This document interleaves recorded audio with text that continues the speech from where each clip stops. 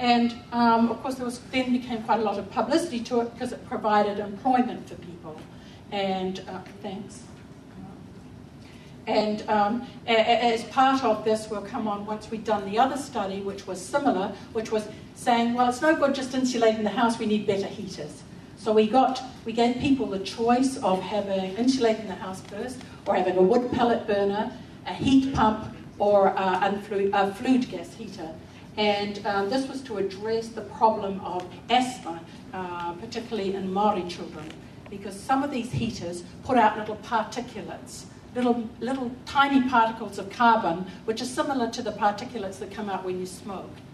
So having the unfluid gas heaters that we were taking out of the house or asking people not to use by putting in new ones was like stopping smoking in the house. And we tend to think of New Zealand being very warm, but as we know from this winter, we can have periods when it's very cold. We have lots of wind, lots of rain, and in fact the temperature can get down very low. And lots of people do use their oven to heat their houses, as Tui tells us. And lots of people have added cost when they've got unfluid gas heaters, because they've got this machine belching out little particles of carbon monoxide, formaldehyde, all things that are not good for your lungs and tend to make you have lower respiratory infections. And then you have to have a dehumidifier too. HOs, district health nurses, asthma nurses. We worked with lots of branches of the Asthma Society. And we're wanting to see whether non-polluting heaters in the people's home made them better. And this was the team we worked closely with Kokiri Marae and in Christchurch and Taranaki, all over the place. And we again did meetings in Marae. This is Kokiri Marae, where we worked with Cheryl Davis and Rangi.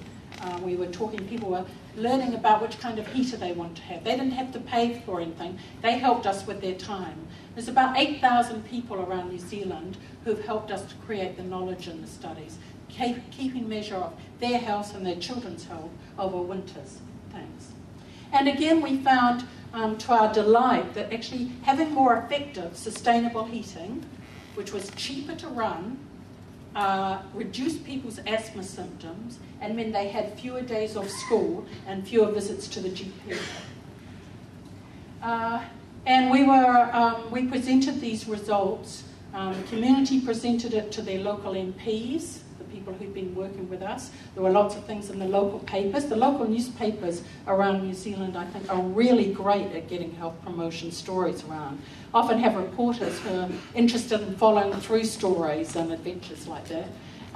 And so there was originally the Labour and Green government before put in $1 billion into the fund. And then Mr. Key announced that the National and the Green Party were going together to put $323 million into it.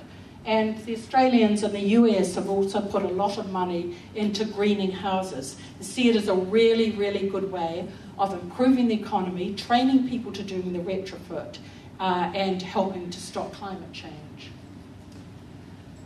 And you'll see, some of you will see, if you have your home isn't insulated, I think it's really important that health promoters keep well too. You should avail yourself of this insulation fund, because you and your organisations have helped to create the information. Is your home one of the 900,000 houses with substandard insulation, and you can get a third cost off. So it's making the idea that these are like igloos here. Okay, thanks.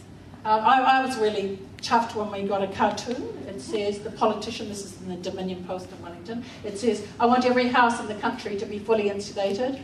And then he says, then I won't be able to hear the people complain about the way I'm handling the financial crisis.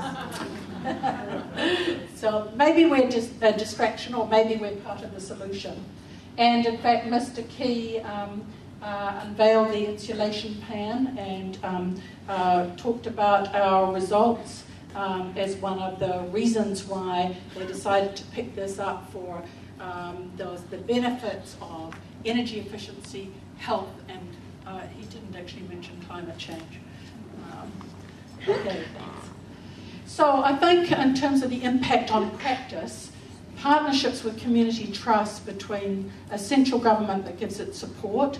You all supported our research through the Health Research Council, so you as taxpayers helped us to create that information.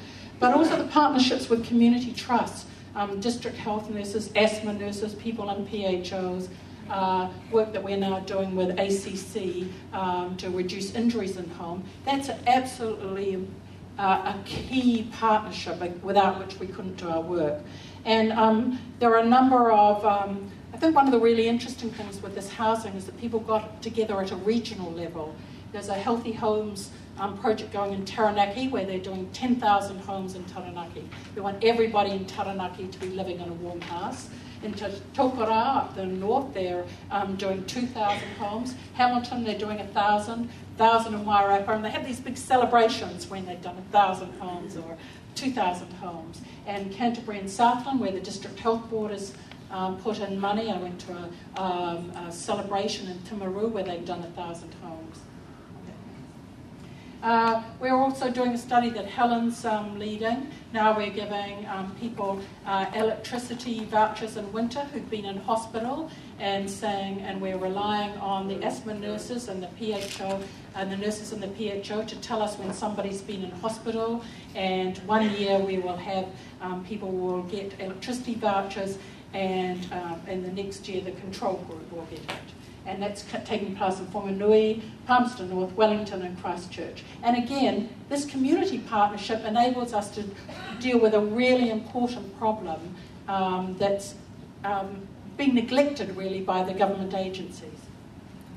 And we're doing another one about injury where we worked with ACC and we're doing 1,000 homes in Taranaki. We've gone in, we've had a look at where all the hazards are, where people are going to trip and fall, and then we're going to go in and we're going to fix up the hazard in their home to a value of about $500, and then we'll go back and check in ACC if it's made a difference. So in New Zealand we've got some very good sources of data that lots of other countries don't have. And we did a pilot, and we think that there's a 9-to-1 benefits over costs of doing this stuff. And doesn't that make sense rather than waiting till somebody falls in hospital? So where most of the injuries that are hospitalised occur is in homes. Okay, and 1 in 3 injuries in fact happen at the home. Okay, thanks. So my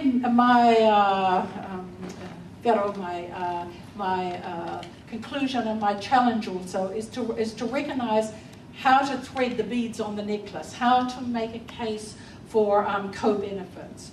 I think health is really important, and the WHO tells us everybody should have a right to health. But I sometimes think it's important to not just talk about health, but to talk about the other benefits too at the same time. So retrofitting insulation improves energy efficiency, reduces carbon emissions, inequalities, and improves health. Installing non-polluting heater improves energy efficiency, improves air quality, and improves health. Fixing up home hazards creates jobs for builders and reduces hospitalisation and injuries in the home. So each of these things has a benefit for health, but we can sell it to local people and politicians and central agency by saying it's got these other benefits too. Some other work that we're doing through looking at through our New Zealand Centre for Sustainable Cities, we're looking at the intensification of inner city housing. If people can live in the city, they don't have to live on the outskirts and get into their car every time they want to go somewhere. So not only is life more amenities in the middle of the city, but you don't have to burn so much carbon when you're driving. So it increases active journeys, they're going by public transport, walking, cycling, and it reduces carbon emissions and reduces obesity. The more people can get out of their cars, the less weight they're going to put on. And